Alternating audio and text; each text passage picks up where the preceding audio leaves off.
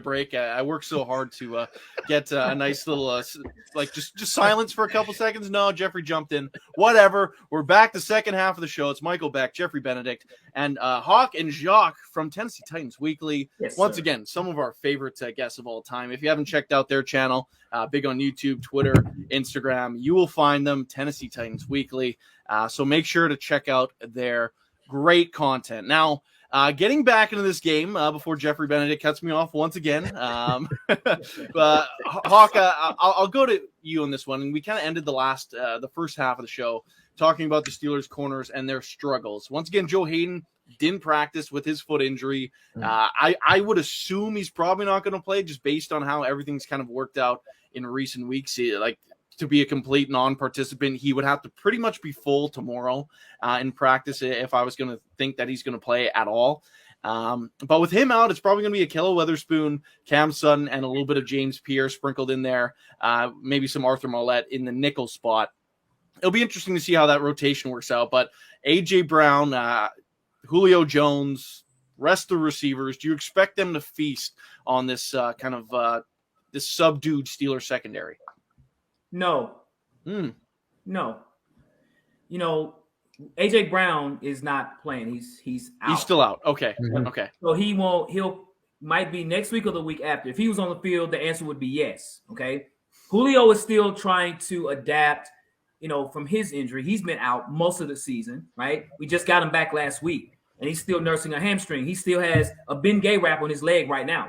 He literally has that on his leg. And he's long in the tooth. He's got some age on him. So, what to expect from him being our number one receiver, I wouldn't say a whole lot. We have Nick Westbrook-Akina. That's our second receiver. We got other players like Cody Hollister. We have Racy McMath. Probably a bunch of guys. I'm sure everybody in the comments is like, who? Who? So, no. And I think it's evenly matched. I mean, Joe Hayden would make a big difference if he plays. No question about that. But no, I don't think that'll be a concern.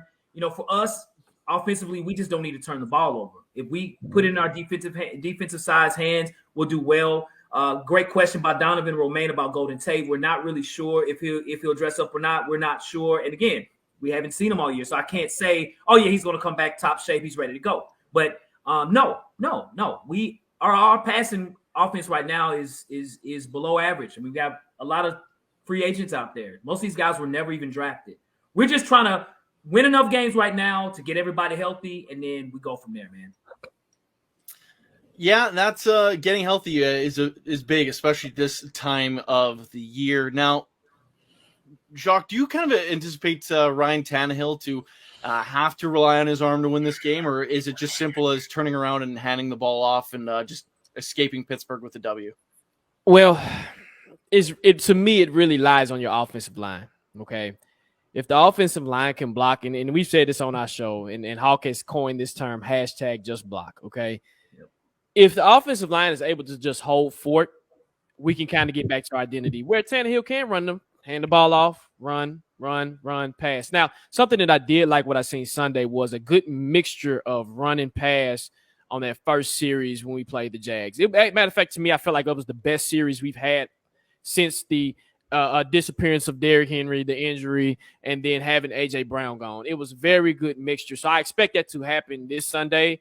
And it kind of just trickled off when the Jags kind of made adjustments and so forth and so forth.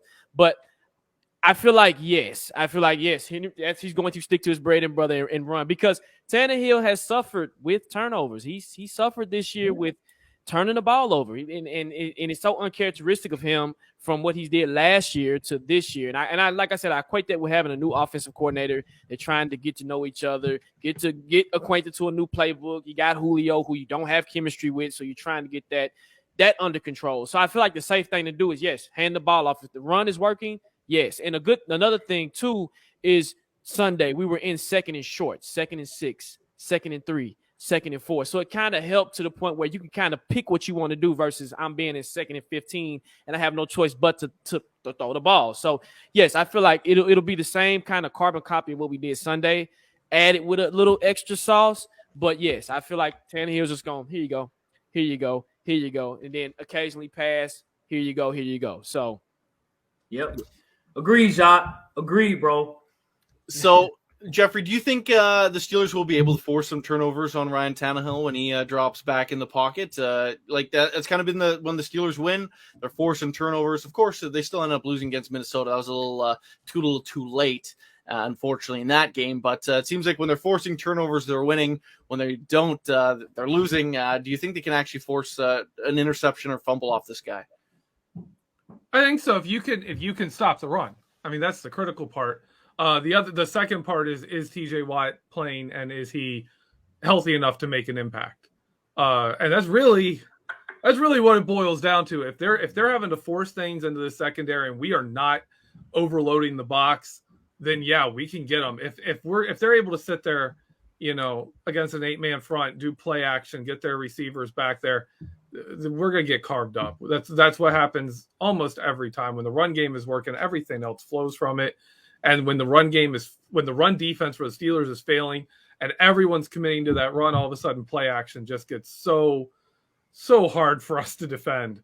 So that's really the key. That's really the key there. If they're putting some pressure on Tannehill and they're making him actually have to throw for meaningful yardage, then yeah, we're gonna force a few. We're gonna cause him some trouble. It would be nice. Definitely would feel like there'd be a glimmer of hope if they're able to force a couple turnovers. But to flip things over here to the Titans defense, Hawk, I know they kind of went through a bit of a facelift this year with some different bodies in, different bodies out. Can you kind of break down some of the changes for the people that really have only seen the Titans